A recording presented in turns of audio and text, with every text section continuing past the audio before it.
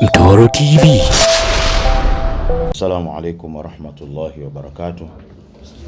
Alhamdulillahi alqa'il ya ayyuhalladhina amanu in ja'akum fasiqun binaba'in fatabayyanu an tusibu bijahalatin qauman an tusibu qauman bijahalatin fatusbihu ala ma fa'altum nadimin.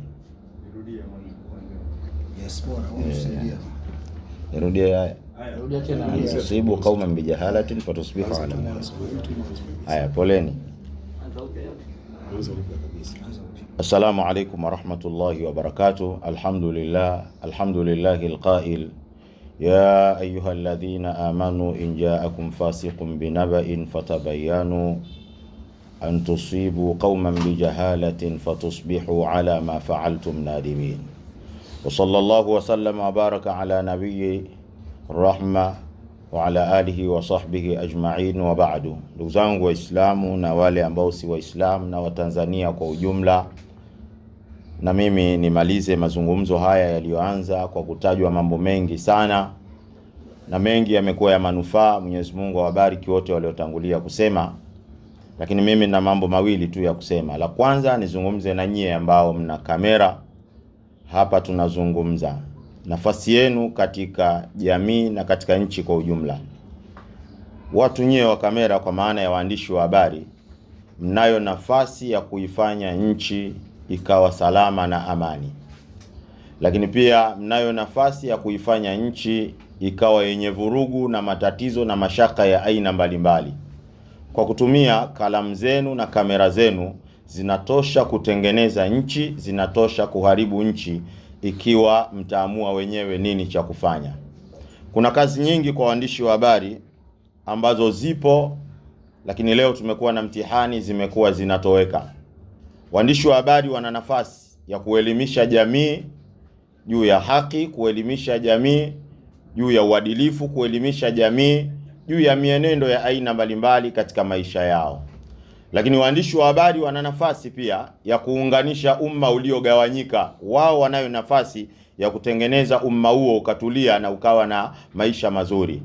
Lakini waandishi wa habari wana nafasi pia ya kuhakikisha watu wanaishi kwa utulivu na amani katika maeneo yao, kwa yale ambayo wanayapeleka katika jamii yakaweza kuwatengeneza katika hilo ambalo walilowapelekea jamii hiyo.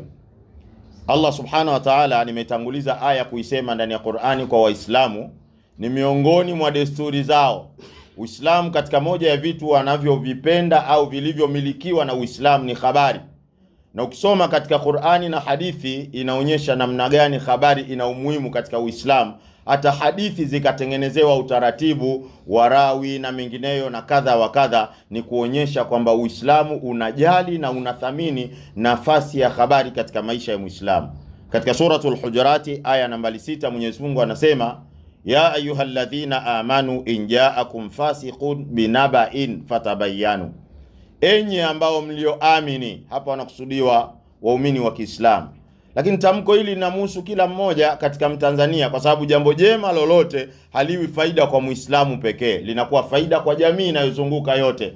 Kwa hiyo usije ukafika mahala kwa kuwa umeambiwa waumini wa Kiislamu na wewe hilo ni jema ukaliona halina maana, utakuwa unakosa faida iliyokuwa kubwa. Mungu anatueleza ndani ya Qur'ani, in ja'akum fasiqun binaba'in, akiwajilia mtu muovu na habari. Hiyo habari nyewe mnaisikia, lakini inatoka kwa mtu muovu. Nini ufanye? Fatabayanu. Cha kwanza mnachopaswa kufanya nyinyi Waislamu na wale ambao si Waislamu, imewajia habari lakini habari hiyo inaonyesha inatoka kwa mtu muovu, fatabayanu, basi hakikisheni mnaichunguza. Kwa nini muichunguze? Kuchukua habari ambayo una uhakika nayo ni moja ya sababu ya kuingiza watu katika matatizo ya aina mbalimbali. Ukija katika hilo eneo la matatizo, leo tumekuwa na matatizo mengi yanayolipuka kwa sababu ya waandishi wa habari wanaotaka kutengeneza mitandao yao au kutengeneza vyombo vyao viwe na wafuatiliaji wengi kwa habari wanaozifuata. Leo imekuwa ni jambo la kawaida kuona tukio la kipuuzi, lakini linachukua nafasi katika jamii kwa sababu tu ya waandishi wa habari wametaka wao wapate watazamaji katika tukio hilo. Waandishi wa habari, tunawaombeni sana, mnayo nafasi ya kutengeneza nchi yetu ikawa na utulivu na amani, ikawa na utulivu na watu wakaendesha maisha yao vizuri. Vipi mtafanya hivyo? Ni lazima muhakikishe habari zenu zina faida kwenye jamii. Ukiliona hili halina faida, basi tuachane nalo. Leo una habari ya nyeti imezungumzwa sana. Ukitazama tu wewe unaona huu ni upuuzi. Mtu anachukuaje kamera kuchukua taarifa hii kwamba inawezekana mtu kugusana na mtu kikaondoka kitu katika mwili wake, na hiyo wewe unaiona ni habari na unaiposti na unaishangilia. Hii ni kuonyesha baadhi ya waandishi wa habari wanakosa nafasi nzuri katika maisha yao na mambo yao kwa ujumla. Niombe waandishi wa habari, chukueni nafasi yenu katika kutengeneza. Hakuna nchi inayoendelea isipokuwa waandishi wa habari wamekuwa kipaumbele kuieleza mazuri ya nchi hiyo na kuhakikisha wanaiimarisha katika mambo mbalimbali. Kama kuna uadilifu, waandishi wa habari wana haki ya kusema uadilifu kwamba jamani, hili ni sawa na watu wanatakiwa walisapoti. Kama kuna makosa, ametangulia kusema Sheikh Bakozi hapa, kitu chochote kinachofanywa na mwanadamu hapa chini ya jua, basi ujue kitu hiko kitakuwa na mapungufu. Alkamalu lillah, ukamilifu ni wa Allah pekee. Yani hapa chini ya jua chochote unachoona kinafanywa na mwanadamu lazima kitakuwa na mapungufu. Wewe hujawahi kwenda kwenye harusi ya tajiri, ana kila aina ya pesa, lakini inafika mwisho unaona mapungufu na utajiri wake wote, lakini kuna jambo kakosea. Kwa nini? Hiyo ndo sifa ya mwanadamu. Sasa ikitokea kuna makosa katika matendo ya Watanzania, matendo ya viongozi wa Tanzania, waandishi wa habari ni haki yenu kufichua. Hili si sawa, hiyo ni nafasi yenu.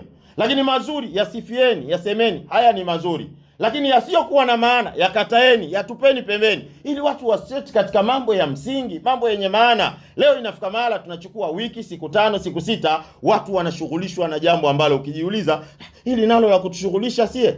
Hili ni jambo nalo ambalo watu wanahangaika nalo, lakini unasikia mtaani limekwenda. Kwa nini? Waandishi wa habari wametaka. Baadhi ya waandishi wa habari hawafanyi sawa katika hili. Tunawaomba sana waandishi wa habari, chukueni taarifa zilizokuwa sahihi na watu wapate faida kupitia kamera zenu, kupitia kalamu zenu, kupitia maarifa yenu mliokuwa nayo, watu wapate faida kupitia hili ambayo tulilokuwa nalo. Mfano, leo kuna suala la mafuta.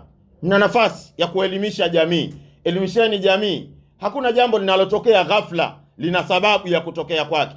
Ikijulikana sababu, ile ajabu inaondoka, kwa maana tushajua sababu kwa nini mafuta yamekuwa hivi. Basi mna nafasi ya kuuliza na kuwahoji watu, lakini wale ambao wenye nafasi ya kufanya hivyo. Hii ndiyo taarifa yangu mimi kutokana na nafasi na mchango wa waandishi wa habari, ili watumie nafasi zao kututulizia yale ambayo yanayotuendea, lakini pia yale mazuri tunatamani tuyasikie kutoka kwao. Mazuri yako mengi, lakini pia yale ya kukosoa tunatamani yasikike katika njia iliyokuwa nzuri, ili sisi tujue na tuweze kuona. Mfano, leo tukizungumza makosa, juzi CIG hapa katoa taarifa, ndio kuonyesha mwanadamu kuna makosa.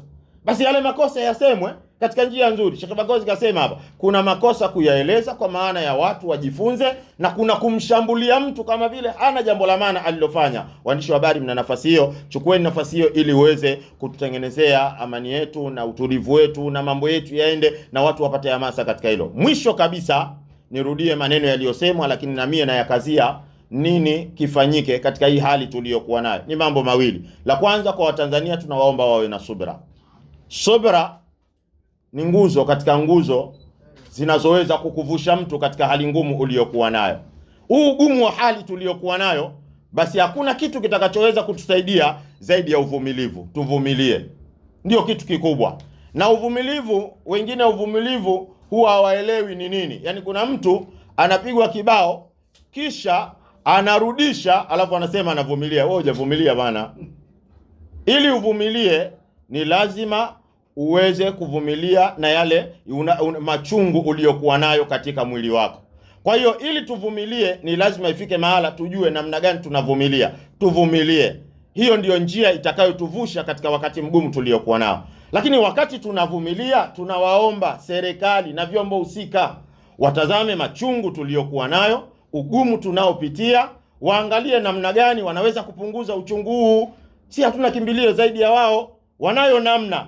Kwa hiyo vyombo husika kuhusiana na mafuta na mengineyo, basi waone kwamba Hapana, kuna nafasi ya Watanzania kupata nafuu. Nafuu yenyewe iwe hapa, pale. Basi hilo wanatakiwa walifikirie na walifanye kuwa ni sehemu ya kipaumbele chao. Wakati wananchi wanavumilia, na serikali ifikiri namna ya kuondoa uchungu waliokuwa nao. Haya mawili yakitendeka, kila mmoja akisimama nafasi yake, tutavuka ili eneo, tutakwenda kwingine. Na tukifanya hivyo, katika kila gumu tutakalokutana nalo, tutajikuta sisi tunavuka na wala hatupati shida katika maisha yetu tuliyokuwa nayo. Yapi hayo? Wananchi wavumilie, serikali iwe haraka kutatua matatizo na changamoto yanayowasibu wananchi katika nyakati tofauti. Haya mawili yakitendeka, urafiki wetu utakuwa ni mzuri, na lakini pia tutavuka katika mambo ya aina mbalimbali. Tunavumilia, serikali pia ifanye haraka katika kushughulikia yale machungu tuliyokuwa nayo. Hiyo itakuwa sababu ya kufanikiwa. Baada ya kuyasema haya, Mwenyezi Mungu awabariki waandishi wa habari,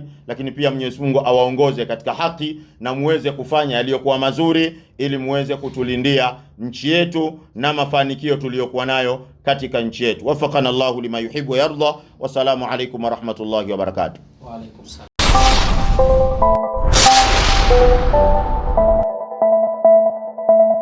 Hii ni Mtoro TV.